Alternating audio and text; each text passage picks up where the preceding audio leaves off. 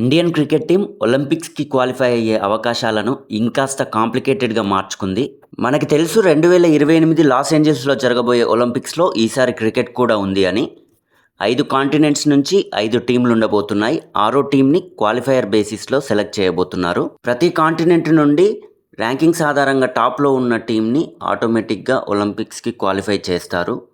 అయితే ప్రస్తుతం India వరల్డ్లోనే number 1 T20 ర్యాంకింగ్లో ఉంది. ప్లస్ ఏషియాలో కూడా నెంబర్ 1 ర్యాంకింగ్లోనే ఉంది. మెన్స్ టీం క్వాలిఫికేషన్ విధానానికి వస్తే 2026 డిసెంబర్ వరకు ఏ టీం అయితే టాప్ పొజిషన్లో ఉంటుందో కాంటినెంట్ వారీగా ఆ టీంని ఒలింపిక్స్కి క్వాలిఫై చేస్తారు.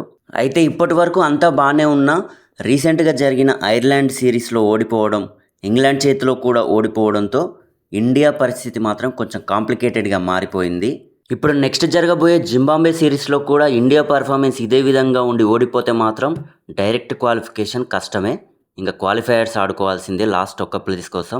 ఒకసారి ఏషియన్ కంట్రీస్ ఐసీసీ ర్యాంకింగ్స్ చూస్తే నెంబర్ 1 పొజిషన్లో ఇండియా ఉంది 269 రేటింగ్తో.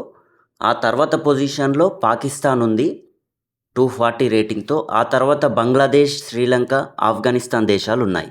2026 డిసెంబర్ వరకు ఇండియా ఏ ఓటములు లేకుండా అన్ని మ్యాచ్ల్లో గెలిచి ర్యాంకింగ్ని కాపాడుకుంటే తప్ప డైరెక్ట్గా క్వాలిఫై అయ్యే అవకాశం ఉండదు. ఇండియా ఒలింపిక్స్కి డైరెక్ట్గా క్వాలిఫై అవుతుందా లేదా అన్నది కామెంట్ సెక్షన్లో చెప్పండి.